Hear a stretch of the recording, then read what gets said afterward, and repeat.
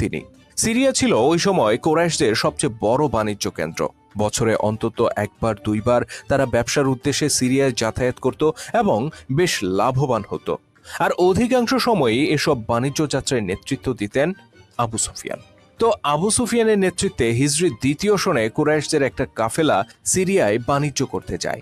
এই বাণিজ্য যাত্রায় মক্কার প্রায় প্রতিটি কুরাইশ পরিবার তাদের সর্বোচ্চ পরিমাণ বিনিয়োগ করেছিল। সেই যাত্রায় তারা বেশ লাভবান হয় এবং বিনিয়োগের প্রায় দ্বিগুণ পরিমাণ মুনাফা নিয়ে মক্কার পথে ফিরতি যাত্রা করে। ব্যবসা লাভজনক হওয়ায় কাফেলাটি বেশ উৎফুল্ল ছিল। তারা আনন্দ করতে করতে মক্কায় ফিরে আসছিল। তবে কাফেলার এই আনন্দযাত্রা খুব বেশি দিন আনন্দময় থাকে না। একদিন হঠাৎ তাদের কাছে সংবাদ আসে মদিনা থেকে মহানবী হযরত মুহাম্মদ সাল্লাল্লাহু আলাইহি সাল্লাম এর নেতৃত্বে মুসলিমদের একটি দল এগিয়ে আসছে এই কাফেলাকে পাকড়াও করার উদ্দেশ্যে। এই সংবাদ শুনে আবু সুফিয়ানের কলিজা একেবারে শুকিয়ে যায়। কেননা রাসূল সাল্লাল্লাহু আলাইহি সাল্লাম ও তার সাহাবীরা যখন মক্কায় বসবাস করতেন তখন এই কুরাইশরা তাদের উপর নির্মম নির্যাতন করত। নিশ্চিত করেই বলা যায়, আজ যদি এই কাফেলাটি মুসলিম বাহিনীর সামনে পড়ে যায় তাহলে মুসলিমরা কুরাইশদের বাণিজ্য লব্ধ সমস্ত ধন সম্পদ ছিনিয়ে নেবে। আর শেষ পর্যন্ত যদি এমনটা ঘটে তাহলে এটা হবে মক্কার অর্থনীতিতে একটা বড় আঘাত। কেননা আমরা আগেই বলেছি, মক্কার প্রায় প্রতিটি পরিবার এই বাণিজ্য যাত্রায় তাদের সর্বোচ্চ বিনিয়োগ করেছিল।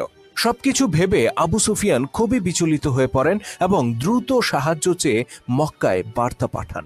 মক্কায় যখন সংবাদ পৌঁছে তখন ঘরে ঘরে হইচই শুরু হয়ে যায়। লোকজন পাগলের মতো কুরাইশ নেতাদের কাছে ছুটে আসতে থাকে।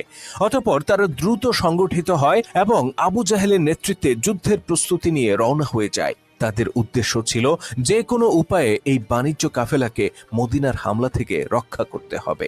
এদিকে আবু সুফিয়ানের অবস্থা তখন একেবারে নাজেহাল। তিনি জানতেন মক্কা থেকে সাহায্য আসতে বেশ কয়েকদিন দেরি হবে, কেননা ঘটনাস্থল থেকে মক্কা প্রায় 200 কিলোমিটার দূরে ছিল। এদিকে মদিনার বাহিনী ঘাড়ে নিঃশ্বাস ফেলছে, যে কোনো সময় তারা হামলা করে বসবে।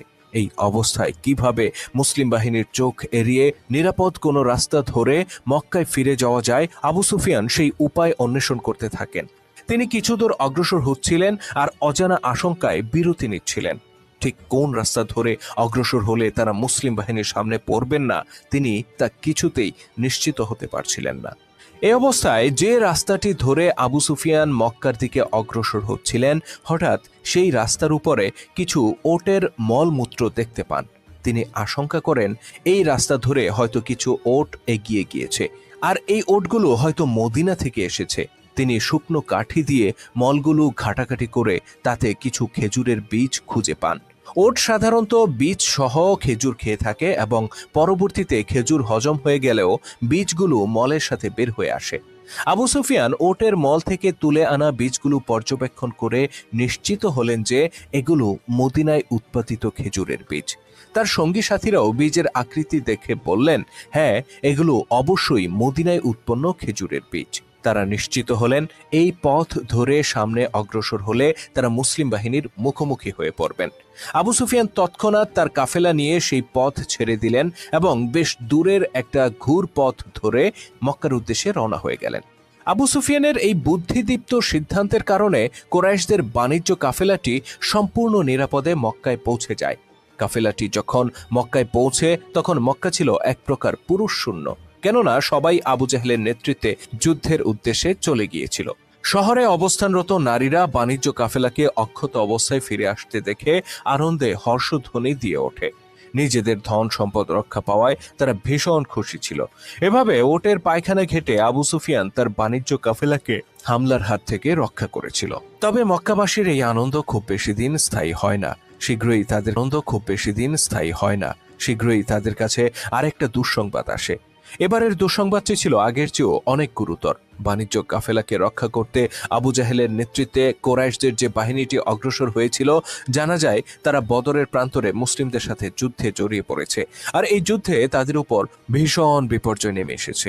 আবু সুফিয়ান যখন নিরাপদে মক্কায় প্রবেশ করেছিলেন তখন ঠিক কি চলছিল বদরের ময়দানে তা নিয়ে আমরা বিস্তারিত আলোচনা করেছি এন্ড স্ক্রিনে দেওয়া ভিডিওটিতে। ইসলামের ইতিহাসে কুফরি শক্তির বিরুদ্ধে নবী মুহাম্মদ সাল্লাল্লাহু আলাইহি সাল্লামের পরিচালিত প্রথম বৃহৎ যুদ্ধ বদরের যুদ্ধের আদ্যোপান্ত জানতে ক্লিক করুন এন্ড স্ক্রিন অথবা ডেসক্রিপশনে দেওয়া লিঙ্কে। আর আপনি যদি আমাদের চ্যানেলে নতুন হয়ে থাকেন তাহলে চ্যানেলটিতে সাবস্ক্রাইব করার অনুরোধ রইল।